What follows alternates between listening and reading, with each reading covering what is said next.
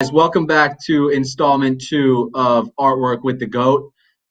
In this episode, I'm going to walk you through once you have vector art, dealing with colors, changing colors, manipulating colors, figuring out what Pantone colors are closest to what's in the artwork that was sent to you, changing artwork to match Pantone colors that customers specifically call out, and creating a one-color artwork from a multicolor artwork.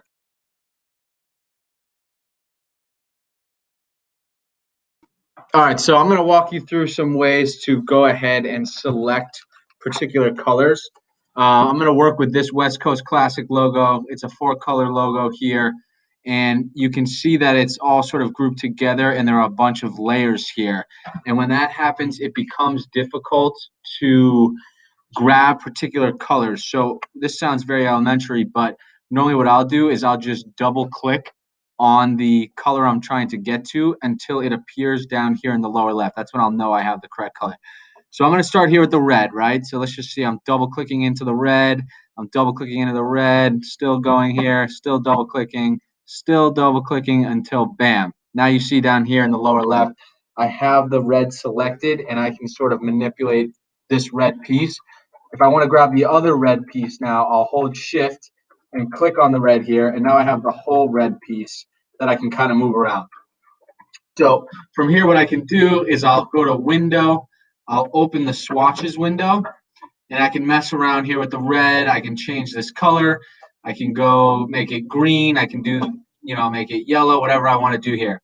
The other thing you'll see is down here where I've made this yellow now is I can double click in here and I get this sort of slider area where I can change the color, change it to pink, change it to red, and then maybe somebody gave me an RGB number. I can start typing those RGB values in here and come up with a different color. I have no idea what this color is. Okay, it's a nice black, I guess.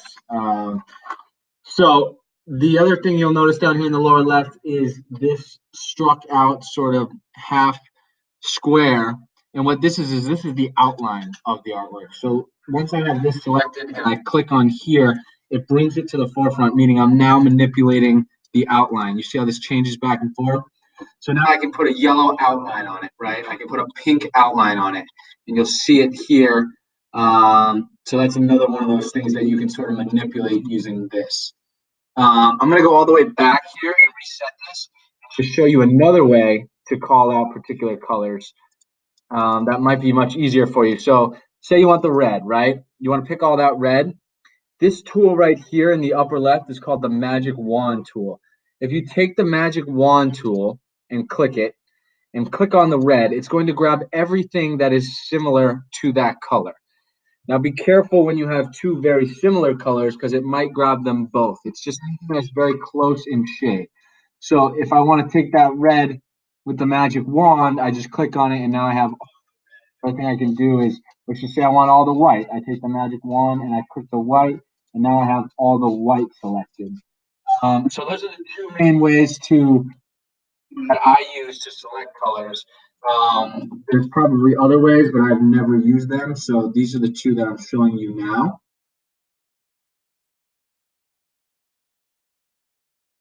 All right, so now I'll walk you through using Pantone colors that are provided by a customer or finding the closest Pantone colors in a piece of art that was sent to you to give to a printer, and how to go about finding those via Adobe Illustrator. So what I'm going to do is I'm going to use the Magic Wand tool again one more time to select this red. And let's see if we grab it here, we select this red. So now we have this red, and let's just say we went to the customer and they said, therefore Pantone colors were XX and X, and the red is 186C. So how do we ensure that when we're showing this art, we're showing 186C? So first, we're going to go to the window, and we're going to open the swatches window again. And this is this window right here. And if we want to pull particular Pantones, we go to this lower left swatch libraries menu. We click this. We go to color books, and this will open this little sub menu, and we want Pantone solid coated. Unless they've given us uncoated, but most people give us coated. So up here, I can select the Pantone I want this to be, right? So let's just say I want 186. I go here, I make the red 186C. You see that change there? So now this is 186C. Let's just say they told me the blue was 2925. So I'm going to double click in until I get the blue. Notice down here I have the blue in the lower left-hand corner. So let's just say we did 2925. We click 2925C, and now we've changed it, right? So we know the red is 186C. We know the blue is 2925C. The white is the standard white, and we don't know what the dark blue is.